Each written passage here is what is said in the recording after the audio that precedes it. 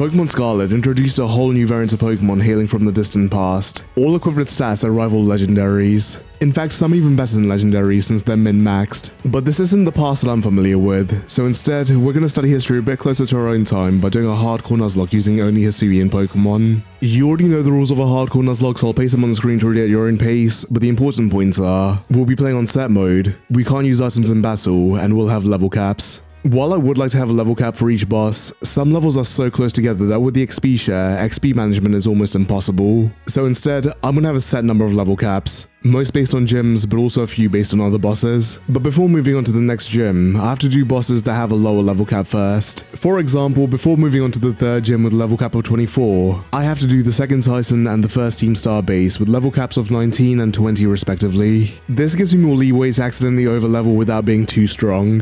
And will also be how I'll handle level caps from here on out with my Paldean runs. And I'll also be using the same number of Pokemon as the boss, with an exception for Titans where I'll always use 3 Pokemon, and Team Star bases which require you to have a minimum of 3 Pokemon. While all the HISUIAN Pokemon were available to use in Legends Arceus, a lot of them had an overhaul in terms of movesets, abilities, and with the mechanics just being straight up different in the mainline games, even stats. So I'm looking forward to see how they actually perform in the more traditional game. Let's get started.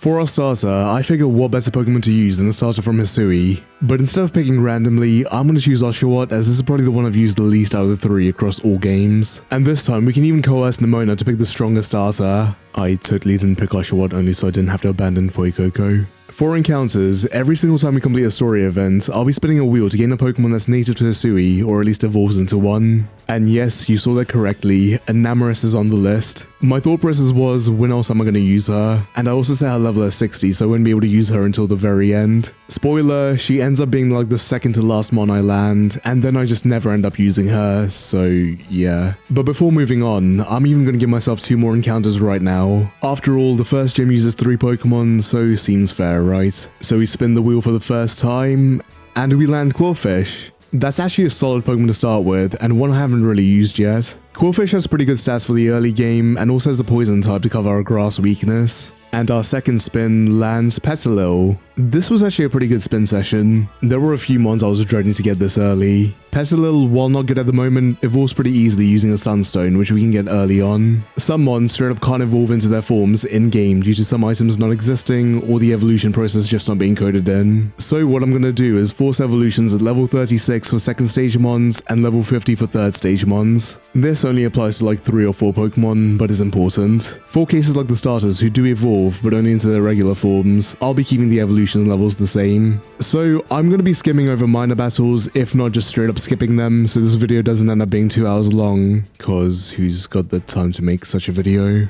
But I did want to share my first battle with Nemona. Sprigatito was easy enough with Quillfish, but man, I was not prepared for an electric Pokemon, especially when terrestrialized. Essentially, and I've just recently learned this, if a Pokemon terrestrializes into their own type, the stab goes from a 1.5 to a 2 times multiplier, kinda like if they had the ability Adaptability. Interestingly enough, terrestrializing with Adaptability bumps the stab from 2 to 2.25, which is nowhere near as broken as I thought it'd be. It's actually kinda bad. Anyway, as I was saying, Poor Me absolutely rolls me. Oshawott's weak to electric, so he's definitely not surviving a hit. Quillfish is neutral, but even then, it only survives on 1 HP. Here's how much damage we did with Poison Sting. At the very least, we get the poison, which is the only reason we didn't wipe there and then. And even Petilil, who resists, was not handling it well. Thankfully, with the poison and absorb recovery, we were just, and I mean just, able to stall Poor Me out. We ended that battle with 2 mons on 1 HP. Maybe Nemona heard me talking about her in my last video.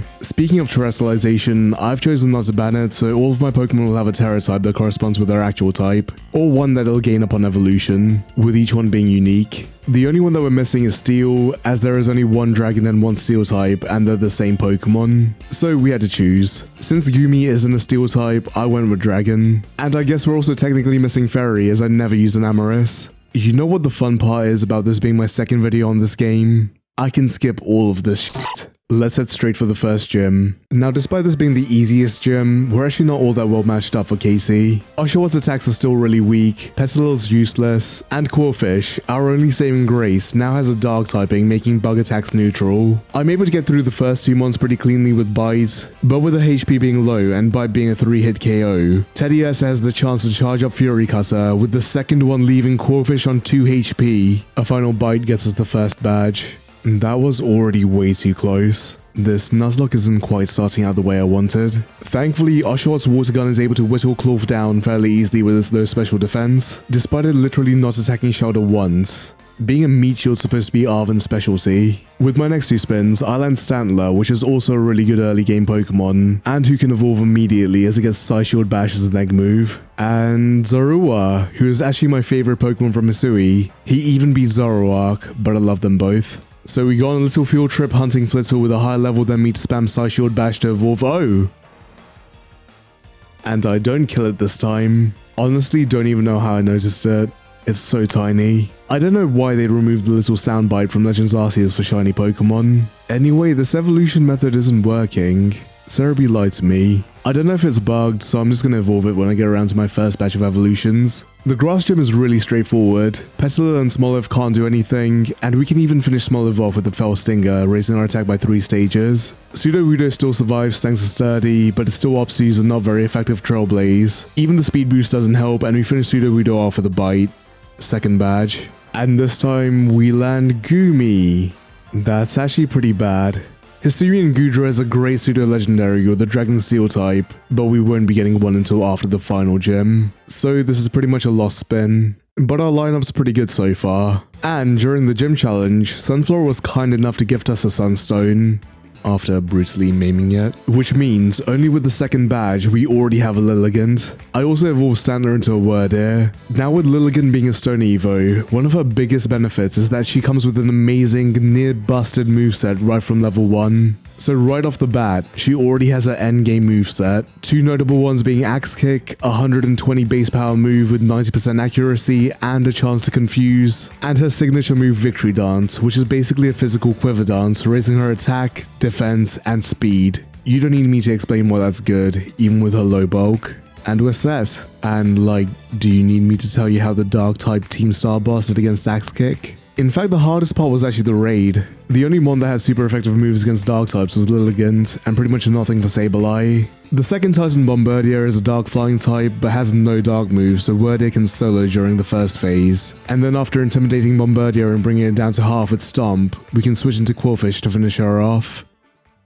And that brings us to Iono, who is an electric type gym leader, one that actually gave me quite a bit of trouble during my first playthrough. And remember how we struggled against the first electric type we faced in the game? Well, we still don't really have anything to deal with them, and won't until after the final gym. There was literally one ground type introduced in Hisui, so I'm guessing Iono is not going to be too fun for me this time either. At least this time our Petilil's a Lilligant, so it's a useful member of the team, and we get 2 more spins, where we land Rufflet. Not a great Pokemon for an electric gym, and is also a late Evo. And Scyther. God damn it. Oh yeah, I forgot about you. God, that felt good. Well, Scyther's at least good against Florigato. Anyway, Iono's turn. Wordeer intimidates Wattrel and then misses Side Shield Bash. We get hit with a Pluck which crits, and Side Shield Bash gets the one-shot. Next is Luxio, who intimidates us, and Side Shield Bash does over half. Luxio uses a super effective Bite, but we have 2 defense boosts. Belly Bolt's a tank, and we've had our attack lowered so Stomp does nothing, yet I keep pelting away. Belly Bolt Spark brings us low and even paralyzes. I can stay in for one more turn, but now we need to switch out. So I bring out Lilligant on the Spark. And it paralyzes. Belly Bolt's going down, but this isn't good for the next mon. Mismagius comes out, and the reason this is bad is not only do we get outsped, but Hex also does double damage, leaving us on 10 HP. Lilligant can hit back with a Leaf Blade, doing over half. This would have been so much easier if I wasn't paralyzed, but now I have no clue what to do. I figure I can at least switch into Quillfish to buy some time on the Hex. But next Iono goes for a Charge Beam that does way too much, and then even raises her special attack. I think we're already gonna need to sack. Bite at least does bring Mismagius low. So we have a win condition, but now we need to choose a Pokemon to die. and this was a hard decision. I still want to use both of them. I figure we still have another normal and psychic type in the box, and Corphish hasn't evolved yet, so sorry, word here. But we can bring Scyther out and outspeed with a quick attack, finishing Miss Magius off and winning us the 3rd badge. Is this going to be a common trend? Is Iono like the mid-level difficulty spike? I genuinely do think that she's one of the more difficult battles considering what stage we're at in the game, but I wasn't expecting to lose another Pokemon against her, and our next battle isn't going to be much easier. With the 3rd badge, our level cap now jumps to 30, but before taking on the next gym, we still have another Team Star base and the Titan to beat. The small issue is, aside from our starter Dewart, who's still pretty weak, we don't really have anything to handle fire types. We won't have a ground type until the late game, and our only rock type needs to evolve to gain the typing. However, what we do have is another spin. What I'm hoping for is Growlithe, who's a fire rock type that we can evolve immediately, and we land a Bergmite. Well, I did say I wanted a rock type, and we get one that evolves into one, so who am I to complain? I am never using you. But what we can do is fight the 3rd Titan first despite it having a high level, as it still fits within the level cap. Killing Orthworm makes me feel sad, so I don't really want to spend much time here. Let's just say Axe Kick. Alright, one more roll. Any bulky mons will help. Sneasel's not my idea of a bulky Pokemon. And we have all the encounters we can get. We're gonna have to make do somehow. This is the first time I'll have to really think about which 3 mons I bring. I decided to bring Dewott, obviously, Quillfish, who's probably my bulkiest mon who doesn't take super effective damage, and my final Pokemon is Lilligant. Yup, this may be stupid, but we don't really have the privilege of choices, and I do have a plan. Thankfully, despite the weaknesses, the raid was pretty quick to get through. Onto Mela. Mela leads with Torkoal, and I send out Quillfish. The first thing on my mind is that I need to stall as many turns of Sun as possible. I hit Poison Tail to try for Poison with no luck, and Torkoal hits a Sun boosted Flame Wheel that does way too much. I can take one more, so I try for another Poison, which doesn't work, and after another Flame Wheel, one more will take us out. But the thing is, I can't have any of my other mons taking damage, especially under Sun, so the best course of action is unfortunately to just stay in. I go for a bite, and Torkoal flinches. I mean, I'll take it. Another bite. And another flinch. We might actually have this. Let's try one more time. Torkoal's low. And goodbye, Quillfish. You already did more than I could have asked for. And she even managed to stall out the Sun. I mean, we were already in the clear, but this is just the cherry on top. Now I'm going to bring out Lilligant and finish Torkoal off with the Leaf Blade. Finally onto Revavroom. Now while we are weak to fire, what we can do is terrestrialize our Lilligant into a fighting type to become neutral, as I had reserved the starter types for the starter Pokemon. And Revavroom uses an overheat, which is perfect as it barely does anything and also halves its special attack. And even Lilligant piles on, using Charm to halve its physical attack. And now this Revavroom is essentially useless. Just look at how much Blazing Talk does as we go for another Charm. And now while it does try to go for a Screech to lower our defense, we can just switch out if needed. This time I go for an Axe Kick, which misses. Wait, what? You take damage from missing? I should learn to read. Had Revavroom attacked instead, I would have absolutely lost Lilligant. Why is this a new move? It's just a worse high jump kick. Into Duat a little earlier than I wanted to be, and yeah, Revavroom isn't doing anything. We can just pelt away with the Razor Shell, which also has a chance to lower defense until it eventually goes down. Is this going to be a common trend where I struggle against these two battles every video? Well, despite losing Quillfish, which I was kind of expecting, and a little Lilligant blunder, that went really smoothly. Once its attack's lowered, Revavroom kind of becomes dead weight, especially since it can't switch out. But with that done, onto the next gym. Thankfully, Kofu's really easy with Lilligant as we can set up a Victory Dance, lowering the damage from Pluck, which is 4 times effective. After that, every mon goes down to a single Leaf Blade. And with that, we have 2 more spins. This time we landed Teddiursa and Growlithe, both of which we can evolve immediately. Even Zoroark can evolve with the bumped level cap. Man, Zoroark is going to turn into a monster. And now that the Razor Claw is in stock, we can even evolve Sneasler into a Sneasler, who actually has amazing stats. While I don't use hold items too often in normal challenges, I also buy a wide lens, which raises accuracy for Lilligant as I'm traumatized. With that, we can move on to the 13 star base, and we're actually pretty poorly matched up for it. We have no Pokemon that have types that are strong against poison, and only 2 that resist. But now we have an Ursaring that can at least terrestrialize into a ground type. This time I bring Sneasler, Arcanine, Zoroark, and Ursaring. Atticus leads with Skuntank, and I send out Sneasler. Skuntank opts to use Sucker Punch, and our Brick does over half. Another one finishes it off. Next is Revavroom, and I'm not really sure what to expect. I was expecting Muk since it has a super effective move, and also resists both of my stabs, but maybe this thing has something. I switch into Ursaring to scout, and we get hit with Bulldoze. I'm glad I switched into this and not Arcanine. Revavroom goes for an Iron Head that does far too much, but doesn't get the flinch. A 4 times effective Bulldoze gets the one-shot. Next is Muk, who outspeeds to hit Sludge Wave, not doing much, and Bulldoze brings it into red and lowers its speed, meaning Ursaring can outspeed to use another, bringing it down. And finally, the big Revavroom. I switch right into Arcanine for the Intimidate as he takes a weak spin out, and then hit Bulldoze, which sets up a layer of Toxic Spikes. Revavroom uses a Flame Charge for some reason, another Bulldoze, and another Flame Charge. I think we've locked it into trying to outspeed us despite the 4 times resist. Yup, we have. And that's Atticus. That could have been far worse if that first Revavroom got the flinch on Ursaring. But time for our favorite part of the game. In the city of Medeli, we can fight our beloved Larry. Unfortunately, the secret menu item is the same every time, so that's kinda boring. But at least we can skip some battles. Unfortunately for Larry, we have Lilligant, and this time she's holding a wide lens, which makes her axe kicks 99% accurate.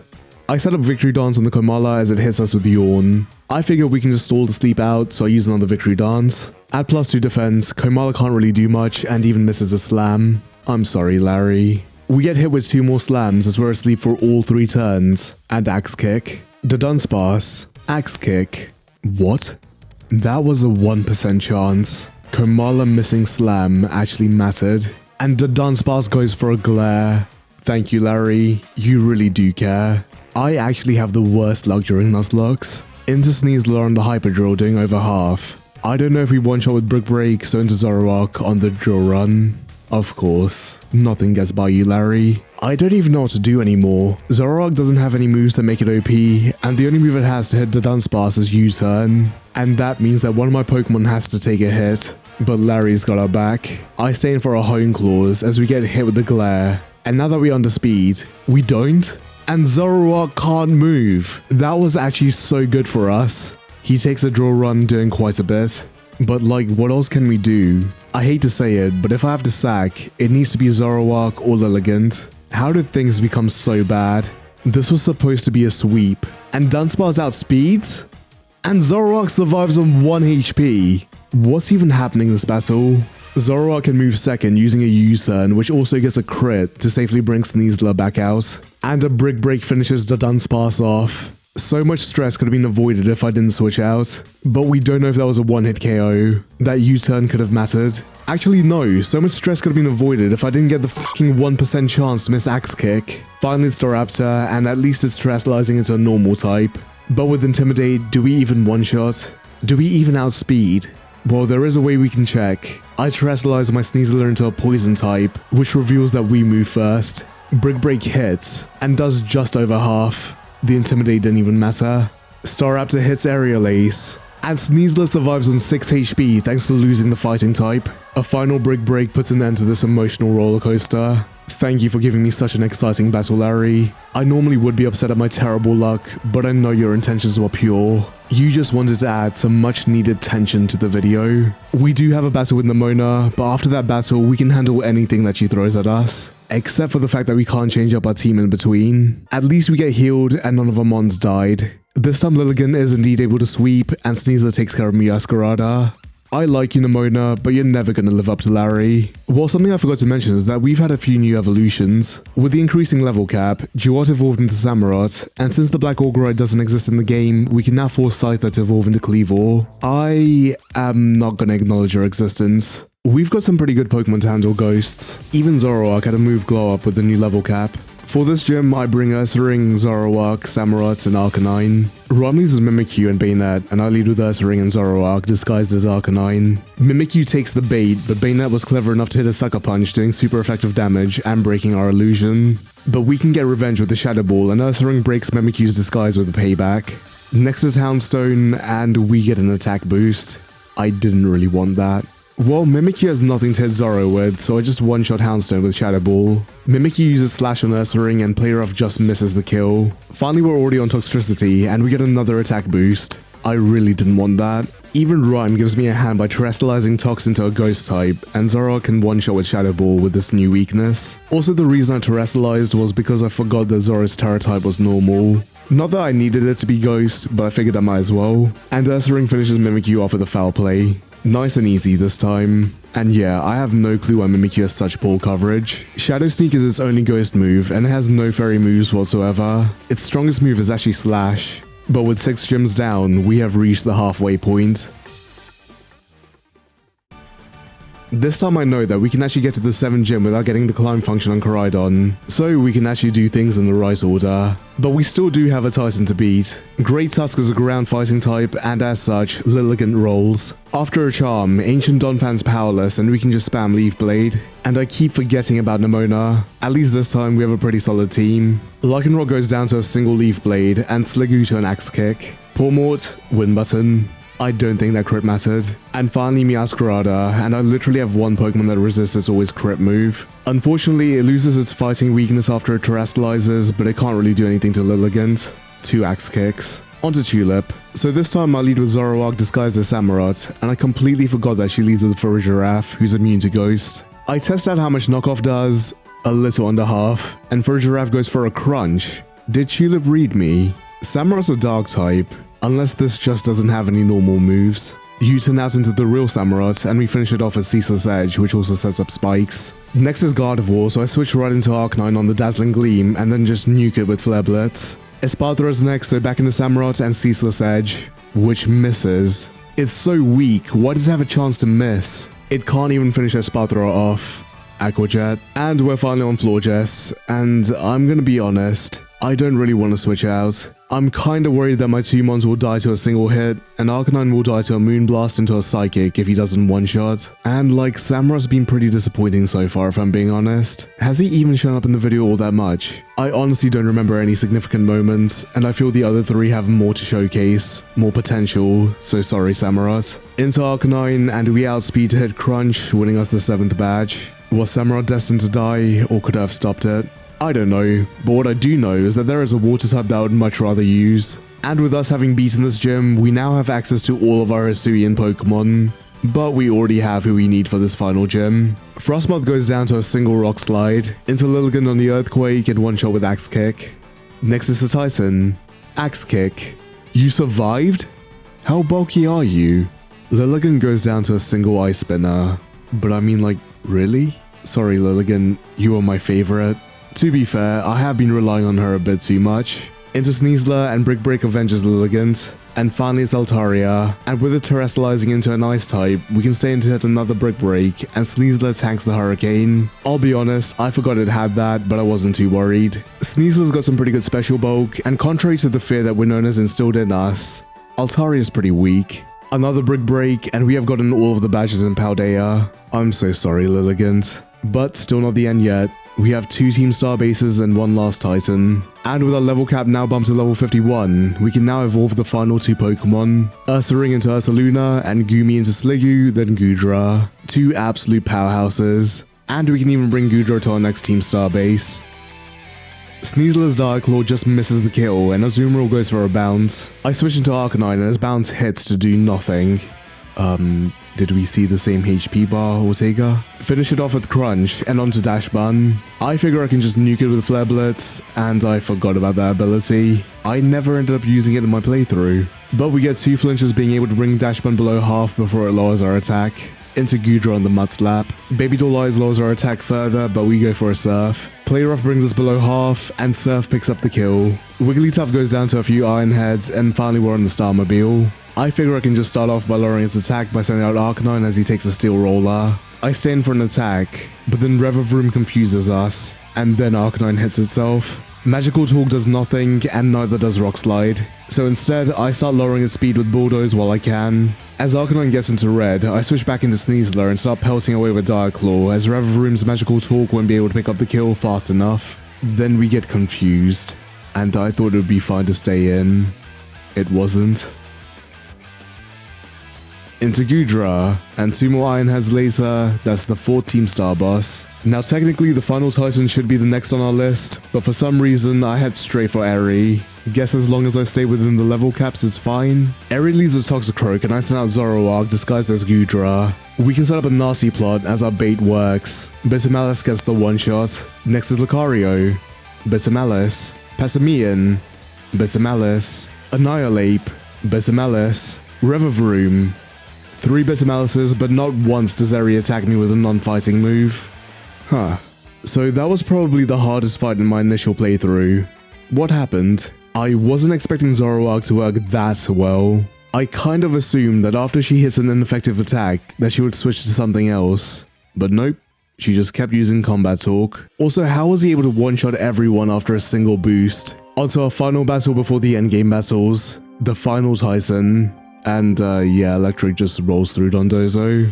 And I just let Goodra take care of Tatsugiri, as it just keeps using a not very effective Muddy Water for some reason. And we have done everything that we need to before the final stretch of the game. This time I have the knowledge that Geeta is a big old disappointment and is weaker than both Penny and Arven, so I figure let's just get started. For the Elite Four, I set the level cap as 60 and bring Braviary, Zoroark, Arcanine, Electrode, Goodra, and Ursaluna. And let's just get this over with. Whiscash goes down to a single energy ball and out comes Camerupt. Into Arcanine on the Fire Blast, but it's not safe to stay in, so into Braviary on the Earth Power.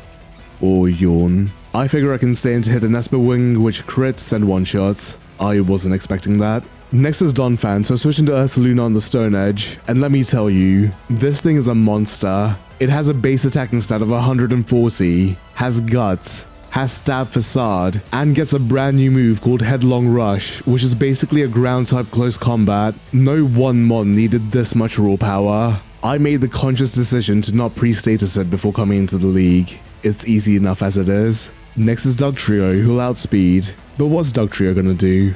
And finally it's my boy Clodsire. Goodbye Clodsire.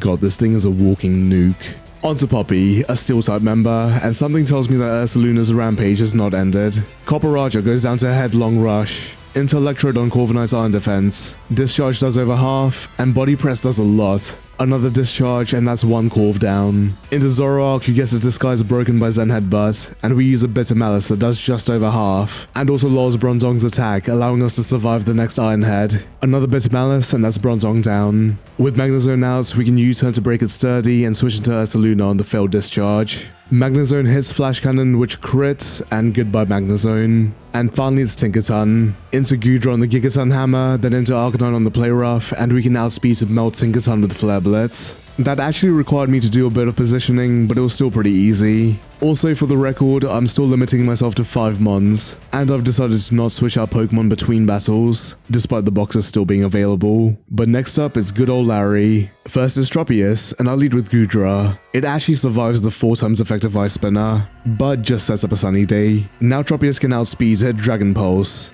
And why is Tropius so bad?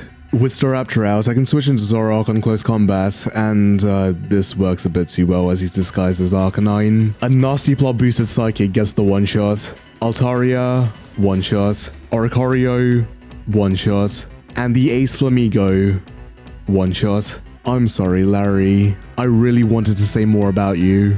But onto our final battle of the Elite Four. Hassel leaves with Noivern and I send out Goodra. We immediately get our HP cut in half by Super Fang, and a 4 times effective Ice Spin against the one-shot. Next is Flapple, and I figure I can stay in, and for some reason it uses Leech Seed. Ice Spinner gets another one-shot. Into Ursaluna on Dragolgi's Dragon Pulse, and we can outspeed to one-shot with Headlong Rush. And Hexorus is up. Now despite how easy this league is, these next 2 Pokemon can be pretty scary. Ursaluna has a lot of HP left, but we've had a defense drop, so I need to switch. I bring out Arcanine to at least lower Hexorus' attack, and we take a Dragon Claw surprisingly well. We outspeed to hit Rock Slide, but it does less than half, and another Dragon Claw brings us below half. We can survive another, so I opt to use Bulldoze, which is more accurate, and then finish Hexorus off with a close combat. Finally is the Ace Baxcalibur, but the issue is that now we're about to be hit by a random move, and Baxcalibur is about to get a boost to Dragon moves. Into Electrode as Baxcalibur terrestrializes, and Hassel immediately reaches for the nuke and hits us with Glaive Rush,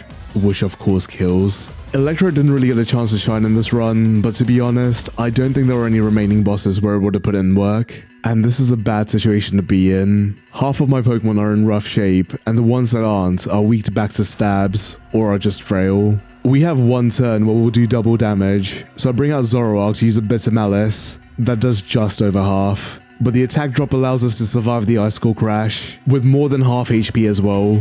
But, what now? Bax isn't dying to another, and none of my other mons will survive a hit and outspeed.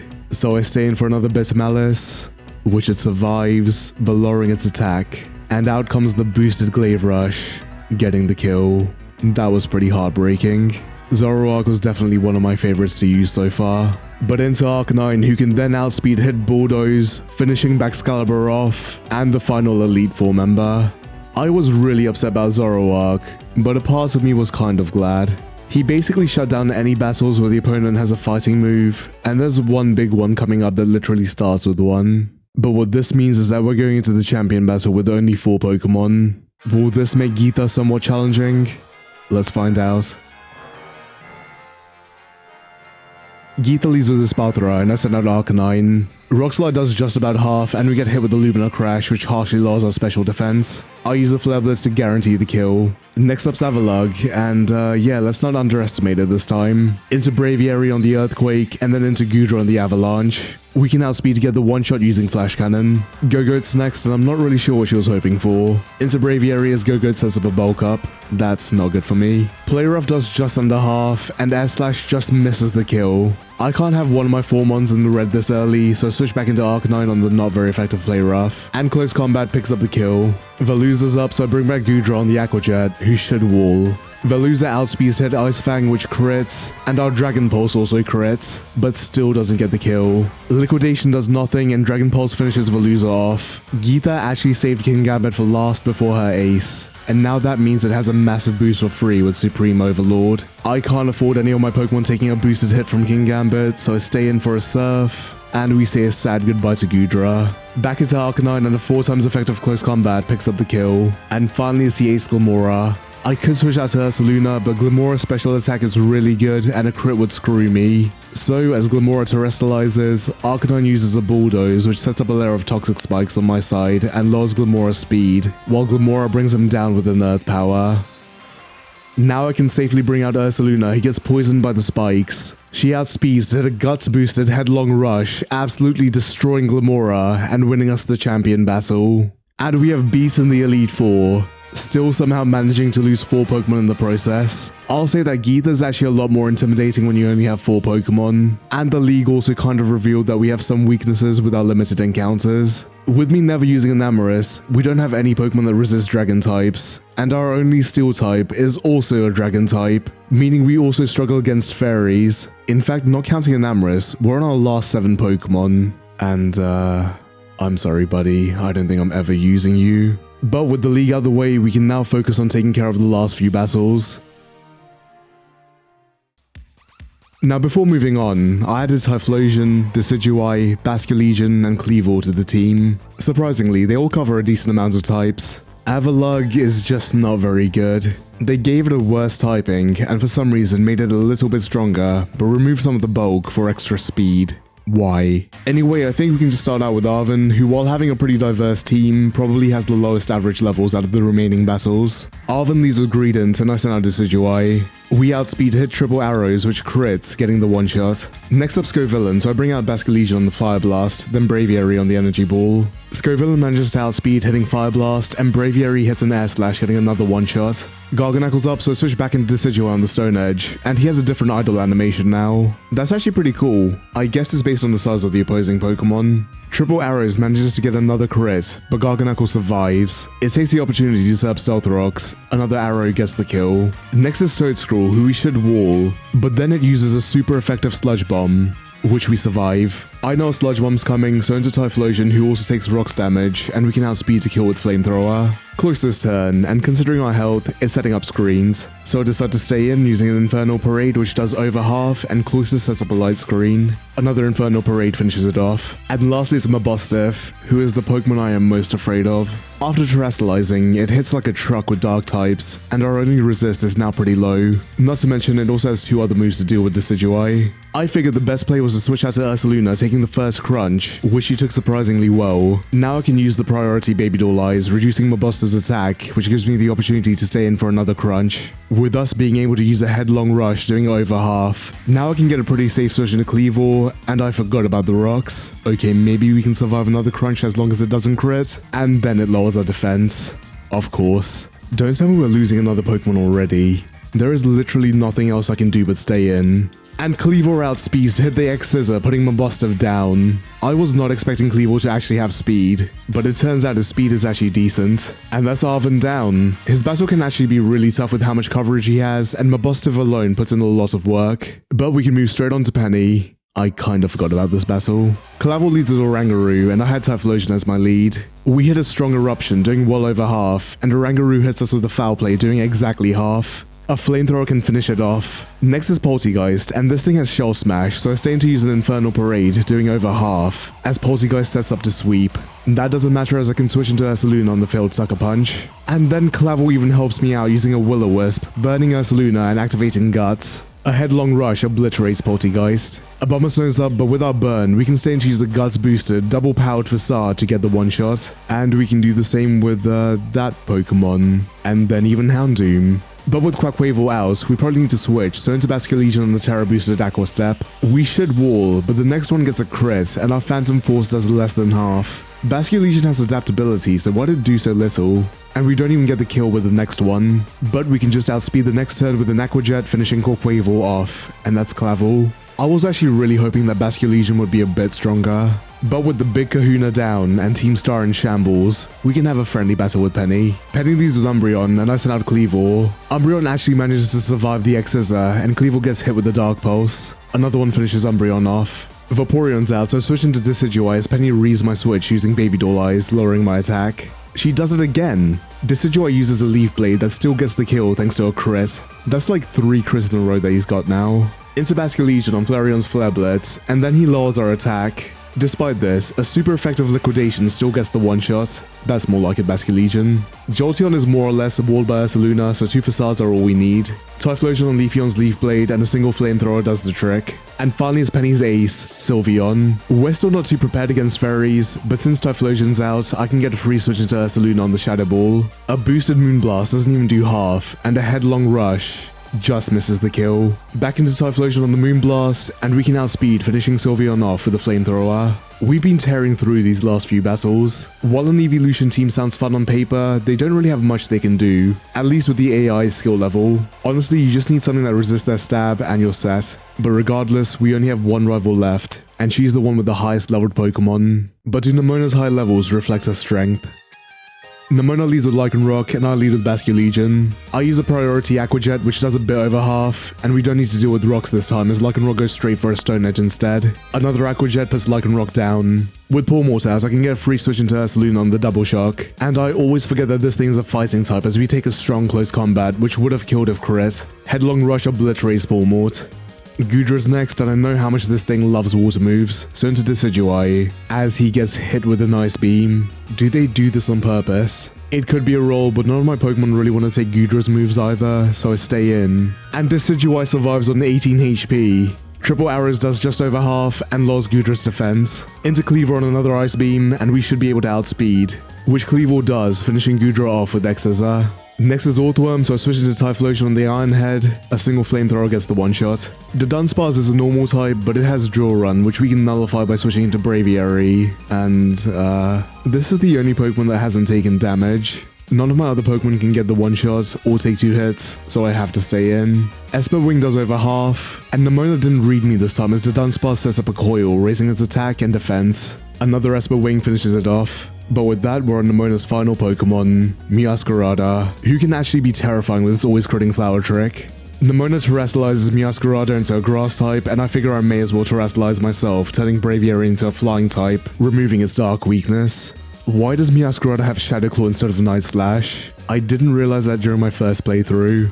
Did they even try thinking about the movesets? Without the Psychic type, we take it pretty well, and a Terra boosted Air Slash hits, getting the one-hit KO on Meowscarada.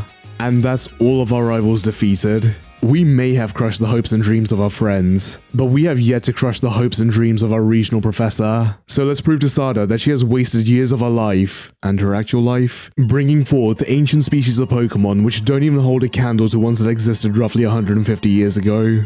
Sada leads with Slitherwings, a bug fighting type, so I lead with Braviary. Remember how I said a certain Pokemon could ruin a boss battle if they had a single fighting type? Well, their Pokemon's not Braviary, so we take a first impression as Braviary hits a 4 times effective air slash, getting the one-shot. Next is Fluttermane, who is a disgustingly broken Pokemon, but luckily it's the AI using it, so we can cheese.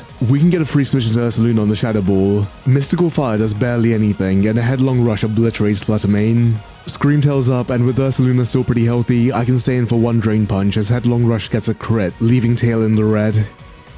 Sada understands the pain of being a Nuzlocke. This lowered our defenses, so into Typhlosion on the Drain Punch, or Ice Punch. And Scream Tail outspeeds? Really? Zen Headbutt does nothing, and Flamethrower picks up the kill. Brute Bond is a Grass Dark type, so while we have super effective moves, we likely won't get the one-shot. So into Cleaver on the payback. We even get hit with the Sucker Punch, and a 4 times effective X-Scissor gets the one-shot. Sandy Shocks is the only one I routinely forget exists, which is a shame because it actually looks pretty cool. It's an electric ground type, so into Decidueye you should wall on the Power Gem. Flash Cannon is Sandy's best move, so triple arrows into a Leaf Blade takes care of Sandy Shocks. And finally we're on Sada's ace, Roaring Moon, a Dragon Dark type who actually has such an amazing design. But here's an issue, it's got a massive attack, is pretty fast, and even holds an item that raises its attack even further, basically as if it's holding a free life orb. And if you remember what I said not too long ago, we don't handle dragon types well, and like half of my team is weak to dark, so this should be interesting. Look, this is the last battle, and it's not like Decidueye would be able to outspeed, so goodbye Decidueye. I sent out Typhlosion because maybe it can outspeed Burn Mega Salamence. I don't know what I was thinking. Goodbye Typhlosion. Sada's a typical showdown player. Maybe Cleavor can take an attack? Nope, it has Stone Edge. Goodbye Cleavor. Okay, Basculegion is at full health and has a high HP stat. Surely it can survive at least one hit. No, of course not. Goodbye Basculegion. I could have at least had an Aqua Jet. Right, into Ursaluna who's already taken damage, and she actually survives the first Dragon Claw. We can hit a Headlong Rush, with Roaring Moon still just barely alive. I'm actually fucked. If you're wondering why I didn't use Hammer Arm, basically that would have done 20 base power more than Headlong Rush, and I didn't really want to risk the 10% miss chance. But all hope is not lost. There is one thing Ursaluna can do. We use a priority Baby Doll Eyes, lowering Moon's attack, and a final Dragon Claw brings our Behemoth down. There isn't really much we can do but send out our final Pokemon, Braviary. Let's see if Ursaluna's Gambit paid off. I terrestrialize Braviary one last time into a flying type. Roaring Moon uses a Night Slash, and Braviary tanks it. A boosted air slash hit, putting it into Roaring Moon and the Nuzlocke. That was actually intense towards the end. I wasn't expecting it to be that close. I'm sorry, Avalugg. Maybe, just this once, you could have been helpful. But it is pretty crazy how well Roaring Moon's moveset counters most of the HISUIAN mons. Without Enamorus, our team really does struggle against dragon types. I was pretty surprised with how few of the newer mons were outright broken. For some reason, I thought many of them would be insanely strong, but in reality, I think the only ones that are broken are Zoroark, mostly because of the fact that we're fighting AI, and Ursaluna, who's just a beast in its own right with Stab Guts and Facade. You could make the case for Goodra, but I didn't really find it all that strong, just a bit better than regular Goodra thanks to its steel typing. Overall, I think the HISUIAN Pokemon were actually pretty well balanced and have their place in this Gen 9 ecosystem. Hell, this game itself introduced more regular Pokemon that redefined power creep. Many of the HISUIAN mons were only really as good as their present day counterparts. I really wish they found a way to implement them in the base game somehow.